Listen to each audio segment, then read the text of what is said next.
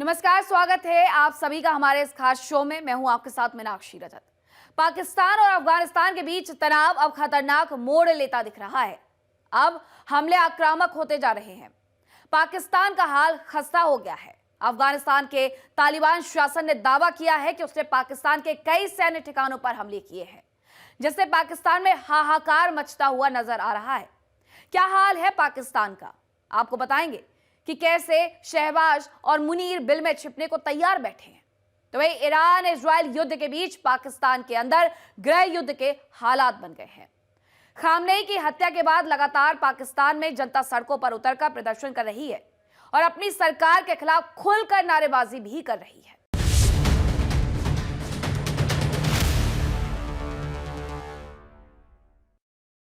पाकिस्तान एक बार फिर दुनिया के सामने शर्मसार है, क्योंकि वो अपने ही अंदर जल रहा है, हिंसा का शिकार हो रहा है। आतंकवाद को पालने वाली सरकार और सेना अपने ही बनाए जाल में फंस गई है। पाकिस्तान में उन सभी दावों की पोल खुल गई है जो कंगाल भिखारी देश के आका दुनिया में जाकर किया करते थे। सुरक्षा का वादा करने वाली मुनीर की सेना हमले के दौरान कुछ नहीं कर पा रही है, क्योंकि अफगान इस बार कसम खाकर के जंग के मैदान में उतर गया है।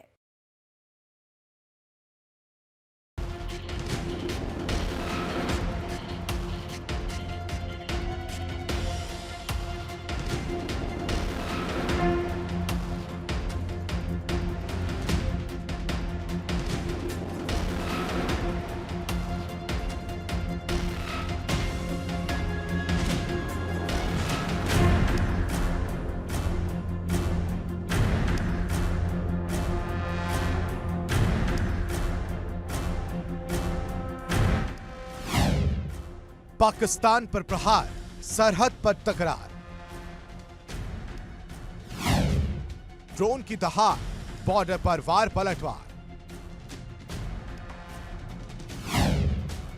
सरहद पर संग्राम, हालात बेहद नाकाम।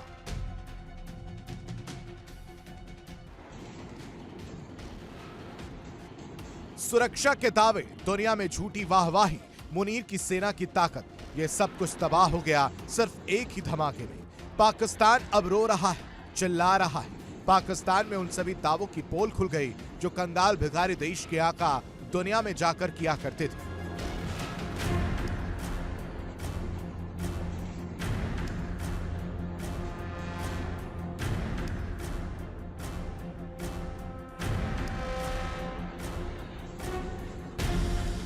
सुरक्षा का वादा करने वाले मुनीर की सेना हमले के दौरान कुछ नहीं कर पा रही है, क्योंकि अफगान इस बार कसम खाकर जंग के मैदान में उतर गया है। जनता परेशान है।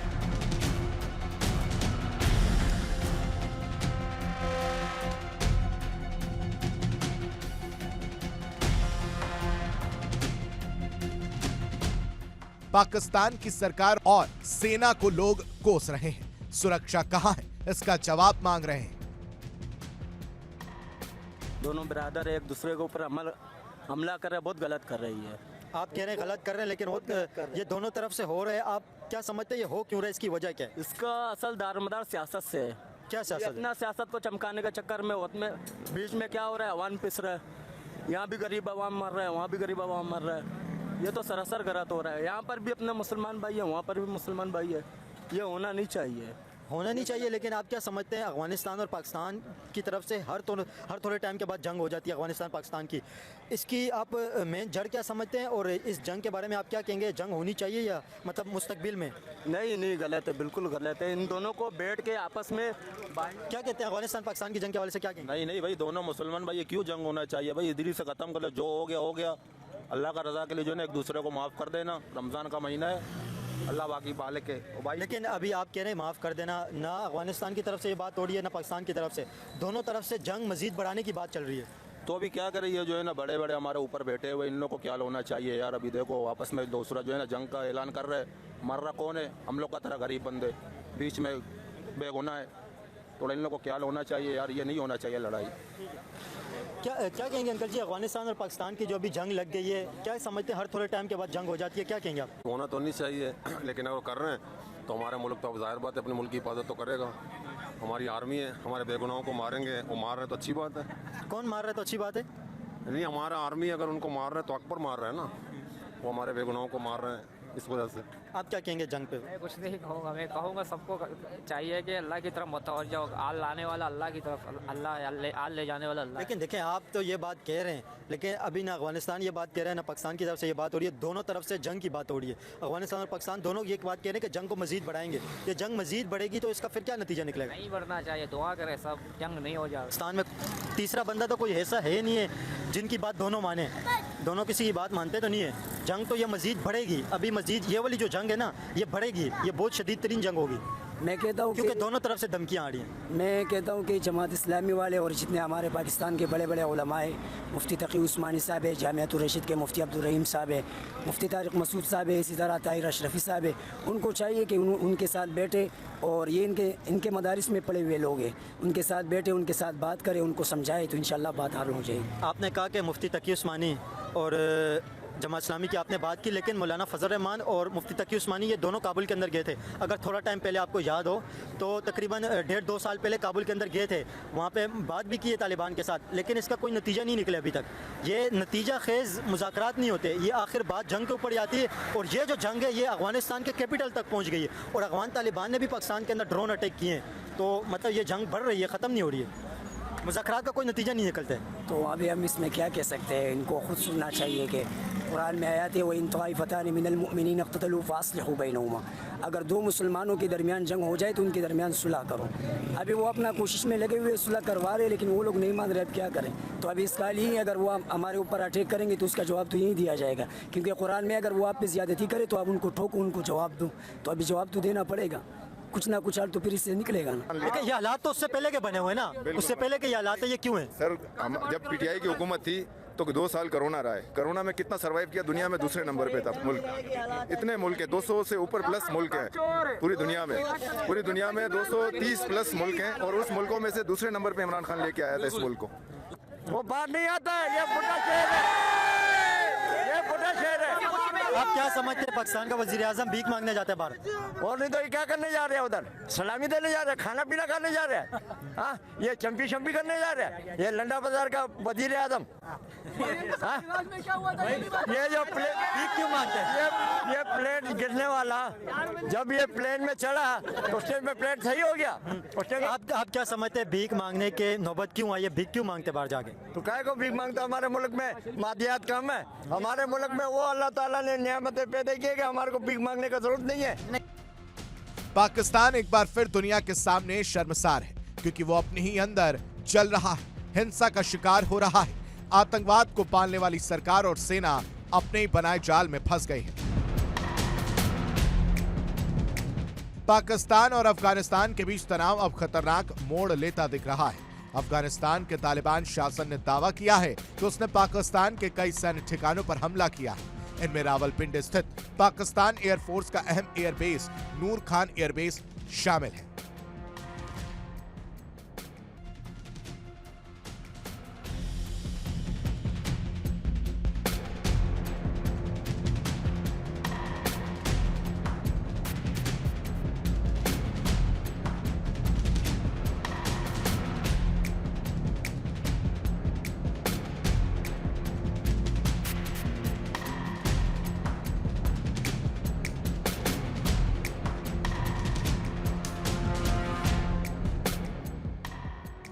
दोनों देशों के बीच बढ़ती सैन्य कार्रवाई ने पूरे क्षेत्र में अस्थिरता की आशंका बढ़ा दी है। पाकिस्तान और अफगानिस्तान के बीच जारी तनातनी अब खुले सैन्य टकराव की शक्ल लेती दिख रही है। इस्लामिक अमीरात अफगानिस्तान के रक्षा मंत्रालय ने दावा किया है कि उसने पाकिस्तान के कई अहम सैन्य ठिकानों को निशाना बनाया, जिसके बाद अब शहबाज मुनीर खुद छिपते नजर आ रहे हैं।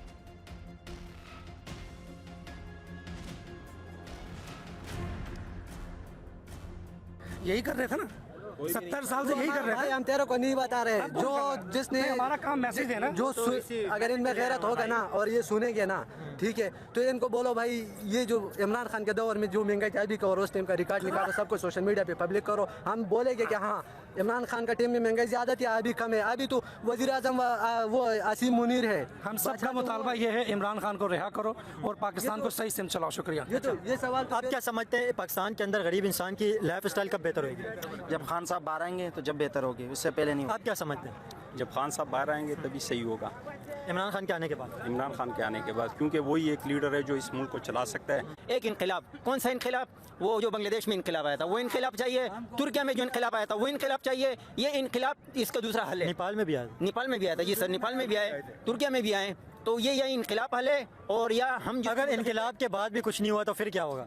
इनकलाब के बाद अगर इनकलाब के बाद भी अगर नहीं हुआ तो क्या गारंटी है कि इनकलाब के बाद हालात बेहतर हो जाएंगे? गारंटी ये है कि गारंटी ये है, गारंटी आवाम को पता लगे यार, पहचान लिया ना सब कुछ, इनकलाब लाजिमी आएगा। इनकलाब लाना ही इसलिए कि ताकि हमें आज़ादी मिल जाए, आज़ादी के लिए इनकलाब लाना है हमें, इस वजह से।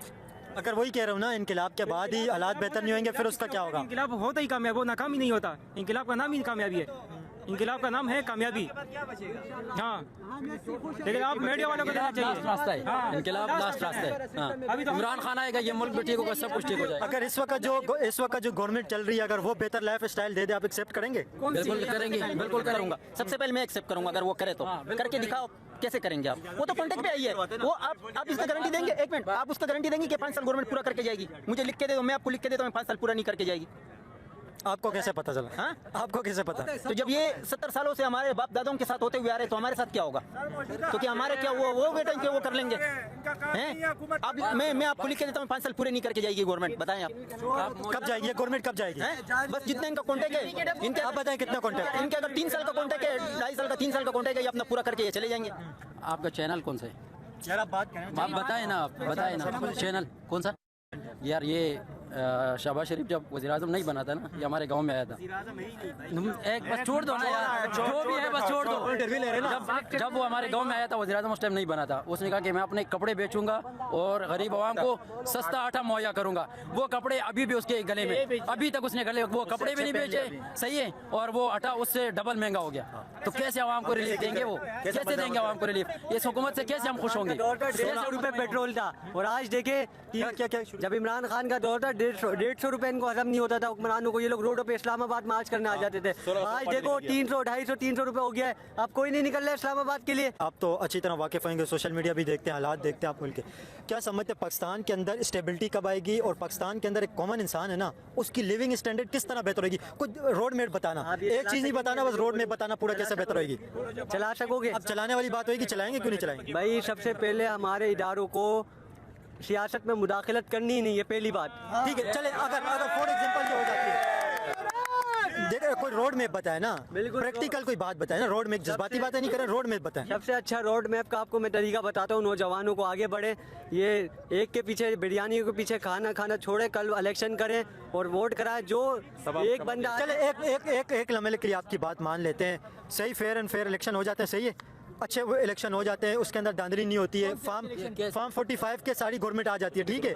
उसके बाद फिर क्या होगा? फिर किस तरह गवर्नमेंट के अंदर हालात बेहतर होंगे? आम पाकिस्तानी के हालात कैसे बेहतर होंगे? आम पाकिस्तानी के हालात जब बेहतर होंगे जब इस मुल्क को एक हकीकी लीडर मिलेगा। भाई हकीकी लीडर मिल गया ना? हाँ मिल गया, फॉर एग्जांपल मिल गया हकीकी लीडर, उसके बाद क्या ऐसा काम होगा जिससे हालात बेहतर होंगे? उससे ये हालात ऐसे बेहतर होंगे कि जो बड़े लोग हैं वो सियासत से हट जाए।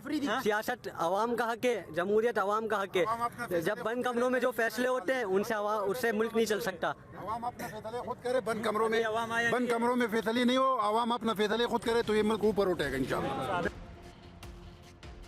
इन ठिकानों में शामिल है रावलपिंडी का नूर खान एयरबेस, बलूचिस्तान के क्वेटा में 12वीं कोर मुख्यालय और खैबर पख्तूनख्वा के मिलिट्री कैंप। सवाल यह है कि क्या पाकिस्तान अपने दावों पर खरा उतर पाएगा, क्योंकि वहां की जनता खुद कह रही है कि पाकिस्तान की शहबाज सरकार और मुनीर अपने देश की स्थिति को छोड़कर दुनिया में वाहवाही लूटने की कोशिश में जुटा हुआ है।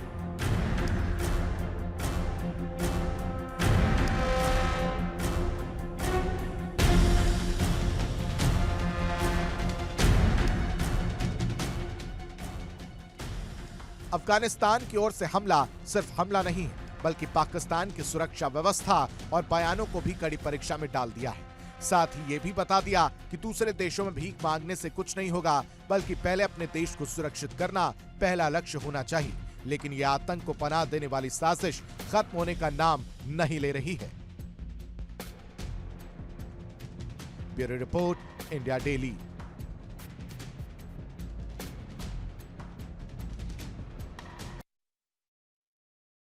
ईरान और इजराइल के बीच जारी जंग ने न सिर्फ मिडिल ईस्ट को तनाव में डाला हुआ है, बल्कि पाकिस्तान भी इसकी चपेट में है। पाकिस्तान में खामनेई की मौत के बाद सियासत और भड़क गई है। पाकिस्तान पहले ही अफगानिस्तान सीमा पर तनाव, आर्थिक संकट और राजनीतिक अस्थिरता से जूझ रहा है। ऐसे में धार्मिक उबाल और सड़कों पर बढ़ती हिंसा ने हालात को और ज्यादा जटिल बना दिया है। क्या स्थिति है, आपको इस रिपोर्ट के माध्यम से दिखाते हैं।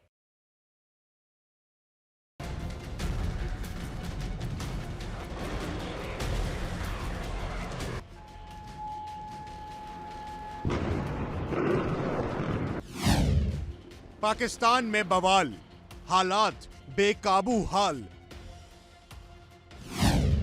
भीतर ही वार, बढ़ता तकरार,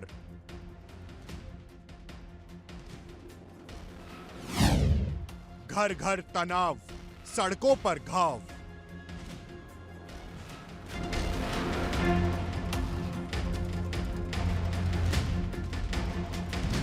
एक तरफ महायुद्ध की दास्तान जारी है, दूसरी तरफ पाकिस्तान अपनी करतूतों से बाज नहीं आ रहा है।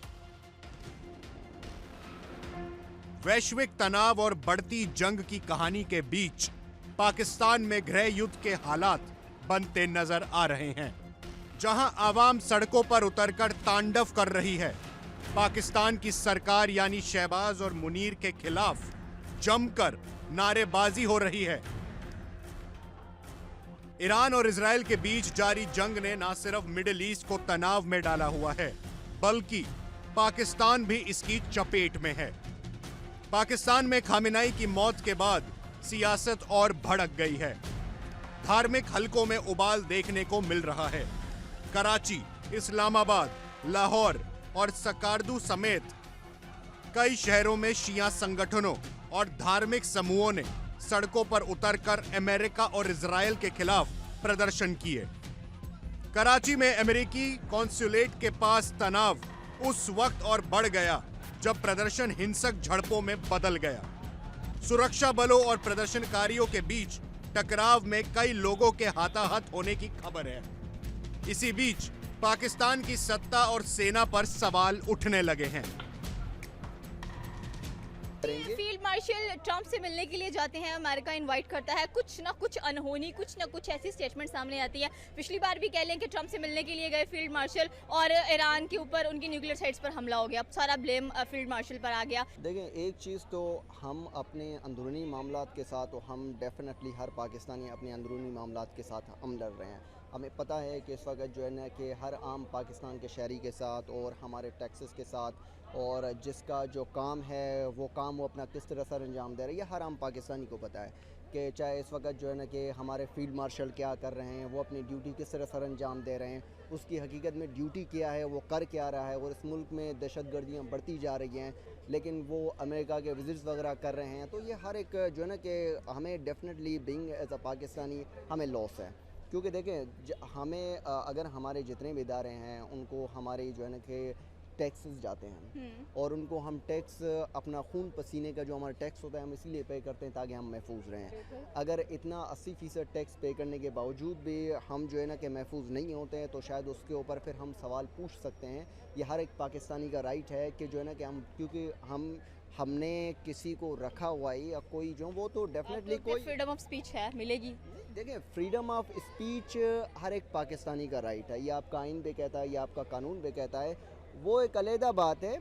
मैं तो सिर्फ जो है ना कि अगर देखें, हम वैसे जहाँ जहाँ पे गलत है, हमें पता है कि इस वक्त हमारे मुआशरे में, इस वक्त हमारे मुल्क में क्या हो रहा है और हमारे आम पाकिस्तानी शहरियों के साथ क्या हो रहा है, कि उनके हुकूक किस तरह पामाल हो रहे हैं, ये इन चीज़ों का हमें पता है। अफगानिस्तान और पाकिस्तान की तो जंग वो भी लगी हुई है साथ में, अफगानिस्तान पाकिस्तान की भी साथ में जंग लगी हुई है, लेकिन ये ईरान अमेरिका की जंग भी स्टार्ट हो गई है। अमेरिका वालों ने आज जंग की है ईरान पे, तो ये तो बहुत गलत है और बहुत गलत ही हो रही है।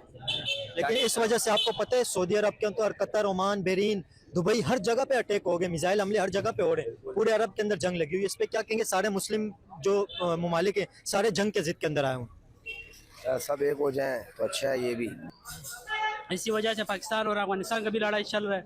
ये सारा अमेरिका का एक गेम चल रहा है, जो उम्मत मुस्लिमा को एक दूसरे के साथ लड़ाना चाहता है।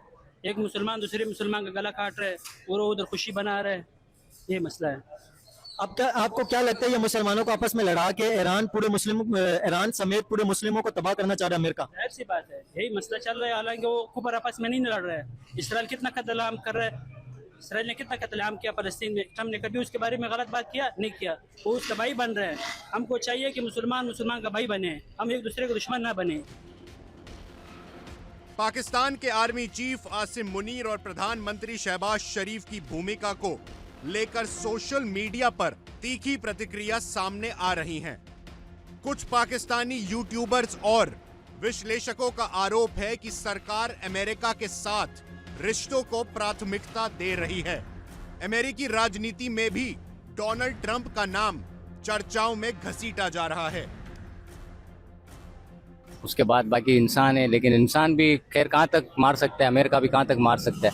कहीं ना कहीं तो अल्लाह की मदद आएगी ना। हम तो कुछ नहीं कर सकते, खैर हम तो यहाँ बैठ के सिर्फ बात ही कर सकते हैं, लेकिन कहीं ना कहीं अल्लाह की तो मदद आएगी। इंशाल्लाह बेहतर होगा। जो डोनाल्ड ट्रंप बोलता है वही होता है। जब चाहे यूएनओ भी हो तो यूएनओ भी जो है वो डोनाल्ड ट्रंप के अंडर में ही है ना। यूएनओ भी अमेरिका के अंडर में, तो जो अमेरिका कहेगा वही होगा। बाकी ये कि रशिया से चाइना से पहुँच नहीं सकता अमेरिका। अगर पहुँच सकता है तो वहाँ हमला करके दिखाए, फिर हम बोलेंगे नहीं तुम पहुँच सकते हो, तुम सुपर पहुंच भी सकते हैं, हमला कर भी सकते हैं अमेरिका, रशिया पे भी, चाइना से भी, लेकिन उसका जो नतीजा आएगा, उसका जो हिट बैक आएगा ना, इनके दिमाग के पुर्जे साड़े हिल जाएंगे। वो फिर बर्दाश्त नहीं कर पाएंगे। बिल्कुल ऐसा ये नहीं बर्दाश्त कर सकेंगे। ठीक है, क्या कहेंगे? अमेरिका बदमाश एक बना हुआ दुनिया के अंदर, जहां पे चाहते हमला कर देता है। जो वेनेजुएला का प्रेसिडेंट था उसको घर से सोए वो उठा के लेके आ गया। जहां पे ये चाहते हमला कर देते, ये क्या समझते हैं अमेरिका दुनिया के अंदर ये क्या बनाना चाह रहे हैं? कुछ नहीं, वो अपने आप को एक जो सुपर पावर शो, जबरदस्ती का शो करना चाह रहे हैं ना कि भाई हम सुपर पावर है, जबकि दुनिया जो है वो जानती है कि रशिया अपना पावर रखता है। रशिया के पास पावर है, चाइना के पास अपना पावर है, लेकिन सुपर पावर तो अमेरिका, ये तो हकीकत है। वो मनवाना चाह रहे हैं ना, यही चीज तो मनवाना चाह रहे, लोग नहीं मानते। वेनेजुएला नहीं मान रहा था, मेक्सिको पे हमला किया, वेनेजुएला पे हमला किया, फिर वो रशिया के और मामलात में बीच में कूदा, रशिया ने उसको धमकी दी तो खामोश हो गया। तो बस यही सारी चीजें हैं, वो जबरदस्ती का अपने आप को मनवाना चाह रहे हैं कि बस आप मानोगे वो सुपर पावर। अमेरिका को खुश करने का आरोप पाकिस्तान की शहबाज सरकार और मुनीर की सेना पर पहली बार नहीं लगा है। महायुद्ध से पहले भी लगातार शहबाज और मुनीर पर यह आरोप लग चुके हैं कि वो डोनाल्ड ट्रंप को खुश करने के लिए अपने ही देश को बर्बाद कर रहे हैं। जी, पाकिस्तान की इकोनॉमी के ऊपर बात करें कि पाकिस्तान की इकोनॉमी इस वक्त नेबर कंट्रियों से कंपैरिजन करेंगे, बांग्लादेश, इंडिया, चाइना से, पाकिस्तान की इकोनॉमी इस वक्त करंट जो पोजीशन है पाकिस्तान की इकोनॉमी और जीडीपी ग्रोथ की इकोनॉमी, जीडीपी ग्रोथ इस वक्त पाकिस्तान की 3.2% पे जा रही है। अगर थोड़ा टाइम पहले जाए तो 2% पे थी, और इंडिया की जीडीपी ग्रोथ 7.2% पे, और बांग्लादेश की इस वक्त जो जीडीपी है वो भी पाकिस्तान से बेहतर है, और चाइना की जीडीपी ग्रोथ 5.4% पे। क्या समझते हैं पाकिस्तान की इकोनॉमी एशियन कंट्रियों में से आप क्या समझते हैं स्ट्रॉन्ग है, या पाकिस्तान की इकोनॉमी को और बेहतर होने की जरूरत है? फर्स्ट ऑफ ऑल समझना ये होगा कि आज से 3 या 4 साल पहले जब पाकिस्तान के अंदर रिजीम चेंज हुआ तो उसके बाद से पाकिस्तान की इकोनॉमी बहुत ही बुरी हालत में थी और बहुत ज़बू हाले का शिकार थे, और आपने तो देखा डिफॉल्ट करने की तरफ जा रहे। यही मैं कह रहा था। देखिए इंडिया डेली 24/7 अब आपकी स्मार्ट टीवी पर। इंडिया डेली मौजूद है सभी डिजिटल प्लेटफॉर्म पर लाइव और लगातार। इंडिया डेली 24/7 हर दिन राष्ट्र को समर्पित।